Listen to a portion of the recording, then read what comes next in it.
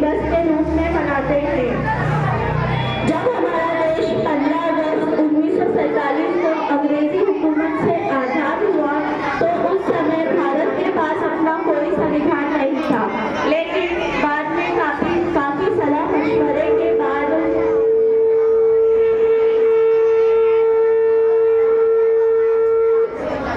Doctor B.R. Ambedkar के नेतृत्व में एक समिति का गठन किया गया और भारतीय संविधान का मसौदा कॉन्ट्रैक्ट तैयार किया गया।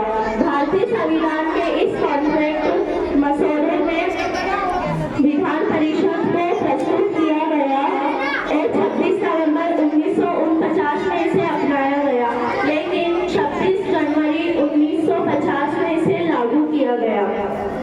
इस वर्ष हम 75वां यानी 75 गणतंत्र दिवस मना रहे हैं। गणतंत्र का अर्थ है देश में रहने वाले लोगों की सर्वोच्च शक्ति यानी सुप्रीम पावर, और केवल जनता को ही देश को सही दिशा में ले जाने के लिए अपने प्रतिनिधियों को राजनीतिक नेता के रूप में चुनने का अधिकार है। भारतीय संविधान की शक्तियों के कारण ही हम देश में अपने पसंद का प्रधानमंत्री, मुख्यमंत्री और अन्य नेताओं को चुन सकते हैं। हमारे महान भारतीय स्वतंत्रता सेनानियों ने भारत में पूर्ण स्वराज के लिए 200 वर्षों से भी अधिक संघर्ष किया है। उन्होंने ऐसा इसलिए किया ताकि उनकी आने वाली पीढ़ियां किसी के गुलाम बनकर न रहे और स्वतंत्र रूप से अपने अधिकारों का निर्वहन कर सके। Thank you. अब संविधान के कुछ कानून और अधिकार के बारे में डॉक्टर B.R. अम्बेडकर और मेरे कुछ दोस्त आपको बताएंगे।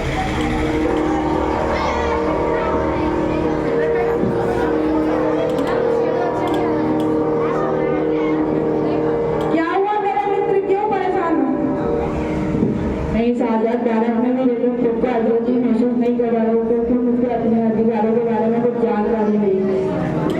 जो हम अपना इतिहास नहीं जानती वो कभी भी अपना इतिहास नहीं बना सकती। आप कौन हो? मेरा नाम है डॉक्टर B.R. अम्बेडकर। आप मेरी क्या सहायता कर सकते हो? चलो मेरे साथ में, तुम्हारा अधिकार दिलाता हूँ। ये देखो तुम्हारे 6 अधिकार। मैं हूँ तुम्हारा पहला अधिकार, राइट टू इक्वलिटी, समानता का अधिकार। शब्द का अर्थ है कि देश के कानून के साथ सभी नागरिकों के साथ समान व्यवहार किया जाना चाहिए और लिंग, जाति, नस्ल, धर्म या स्थान के आधार पर किसी प्रकार भेदभाव नहीं किया जाएगा। मैं हूँ तुम्हारा दूसरा अधिकार, राइट टू फ्रीडम, आज़ादी का अधिकार। आज़ादी हमारा अधिकार है। हम आज़ाद देश के नागरिक हैं। आज़ादी से हमें यह अधिकार मिलता है कि हम हमारी मर्जी से कोई भी नेता को चुन सकते हैं। आज़ादी हमें एक चीज़ की इजाज़त देती है कि हम संविधान के साथ इस देश में रह सकते हैं। मैं हूँ तुम्हारा तीसरा अधिकार, राइट अगेंस्ट एक्सप्लॉयटेशन। समाज में किसी पर भी जुल्म होता है तो ये अधिकार हमें संविधान ने दिया है। इसमें अगर किसी भी बच्चे, कमजोर या किसी पर भी जुल्म होता है तो हम उसके खिलाफ आवाज उठा सकते हैं। इसमें आर्टिकल 23 और 24 शामिल है।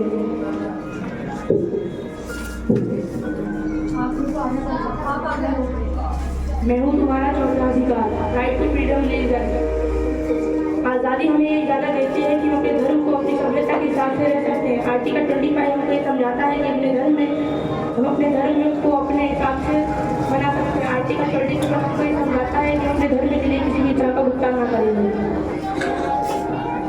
मैं हूँ तुम्हारा पांचवा अधिकार, कल्चर एंड एजुकेशन राइट। मैं मिलिट्री एजुकेशन जैसे मुस्लिम, क्रिश्चियन, सिख लोगों को यह अधिकार है कि वो अपने स्कूल, कॉलेज खोल सकते हैं और अपनी मर्जी से अपने मजहब की तालीम भी दे सकते हैं। जैसे हमारा Ahmad Noor memorial high secondary school, Saint Paul Adeeb. मैं हूँ तुम्हारा छठा अधिकार और सबसे महत्वपूर्ण अधिकार, राइट टू कॉन्स्टिट्यूशनल रेमेडीज।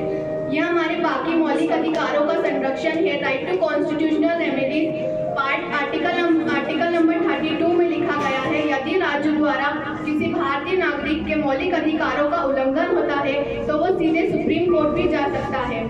अगर आपको इन 6 राइट में से कोई राइट नहीं मिलता है तो आप डायरेक्ट कोर्ट भी जा सकते हैं। आगे की जानकारी आपको हमारे जज देंगे।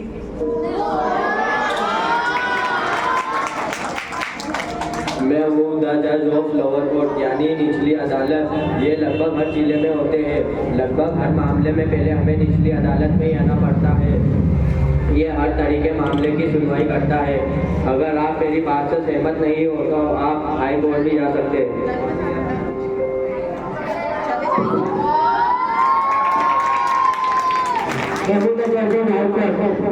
इंडिया में टोटल 25 हाई कोर्ट है, लगभग हर राज्य में अपने हाई कोर्ट है।